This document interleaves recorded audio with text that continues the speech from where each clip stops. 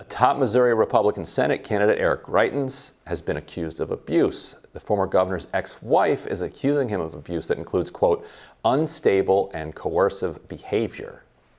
These new allegations were unveiled in court records on Monday, but Greitens seemed to deny the claims on Twitter, saying, quote, I have faith and I know that ultimately truth will always prevail.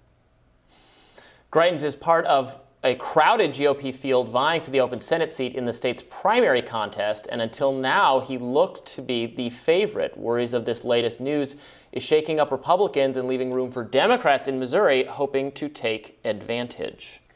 Democratic Senate candidate Lucas Kunce denounced Greitens and said he belongs in prison. And so did Josh Hawley, actually, and not that I don't know that he specifically said he belongs in prison, but he tweeted that he does not belong in the race. And Hawley apparently, so this puts Hawley in an interesting position because when Hawley was the state attorney general, he went after Greitens when Greitens was the governor and Greitens resigned. Caused his resignation. Right, causing his resignation. So it's an interesting, like if he were to stay in the race and he were to win, Josh Hawley would be in the position of being like co-senators with a guy he attempted to prosecute. Yeah, which would be weird. Which suggests that Hawley smells blood in the water, because I don't think he would have gone this far if he didn't think he could shoot to kill and take him out of this race. But Kim, what do you think? Like in some ways, Lucas Kunce, I don't know if he would admit this, was hoping for somebody like Greitens to be the nominee because the state is so deeply red that you need a freak show like that to make it competitive. Right. Now there are other freak shows in the primary. Roy Moore type thing. Yeah. So this was going to be the Roy Moore potential, but there are plenty of others because they have to go so far to the right in the primary in order to prevail and get Trump's endorsement. But what's your read on how this is shaking out? Yeah, I mean, obviously it's better to get the guy that you can just point out and be like, this guy is a criminal and a freak. And, Greitens, what was it? So because that obviously boosts your chances rather than getting somebody like a Glenn Youngkin, for example, that you have to run against. Mm-hmm. You're better off running against, definitely a Roy Moore. But this guy, so Greitens, if we just remember, because I know a lot of people might be like, well, now what was this exactly? So now we have his ex-wife accusing him of abuse, but he was accused of some pretty kind of crazy stuff. Was that like S&M type stuff? Yes, and the woman on the business end of the S&M said that it was not entirely consensual.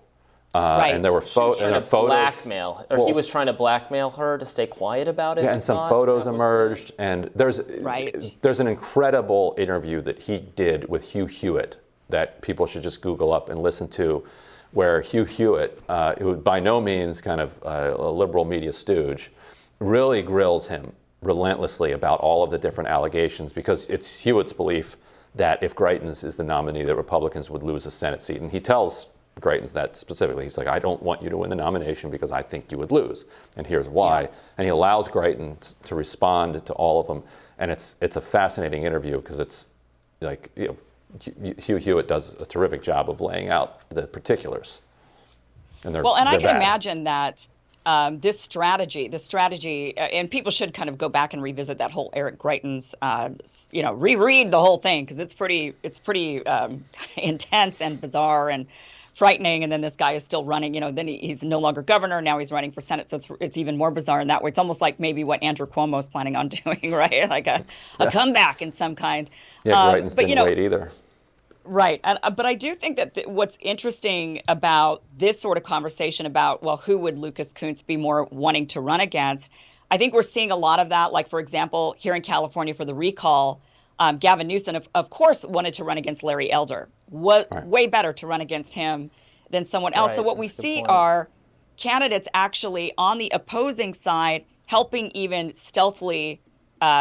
We know that Gavin Newsom did this, was helping fund not Larry Elder's campaign, but in his original gubernatorial race, he was helping fund the opponent he wanted to run against, not the opponent he didn't want to run against. And so I think we'll see more of that building up for the crazy guy. Harry Reid did that in Nevada. He helped Sharon Angle get the nomination, and then ended up only winning by like 1,000 votes. But he would have lost. That was 2010, and he won as a Democrat in Nevada. Alan Grayson in Florida once ran ads attacking a Republican in a primary as, too extreme on the Second Amendment on all this conservative radio.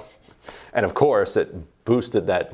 I mean, can you imagine the egomania? And look, I don't know which of these accusations have been totally proven. He's in some kind of custody dispute with the ex-wife. Unpleasant things come out in these disputes. So be a little careful about just believing everything.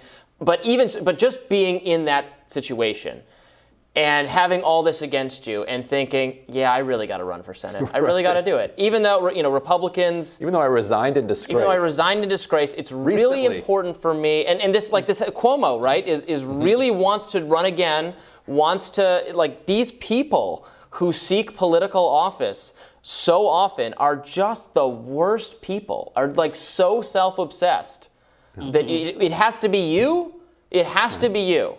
It doesn't have to be you. It doesn't, actually. And I don't think it's going to be him. I don't think it's going to be him. Unfortunately for Lucas Coons. Unfortunately for your buddy Lucas. But the risk of rolling the dice, Hillary Clinton did that. Pied Piper jumped right into the nomination, and see how that worked out. So there's a risk to that play. It's a strategy. People might actually like the person. Yeah, exactly. Oh, yikes. Anyway, tomorrow on Rising, Brianna Joy Gray joins us to discuss the latest news of the day. Then Max Alvarez and Pamela Denise Long will be here for our Rising panel. Be sure to like, share, and subscribe so you never miss an episode. And check out our podcast. Be sure to be signing up for that as well. That way you can hear us. Rate it, review it. Right. 5 stars. You can give it a bad review, but give it 5 stars. Is that how that works? Yes. As long as you give it 5 stars, we're good. All right. See you soon. Bye-bye.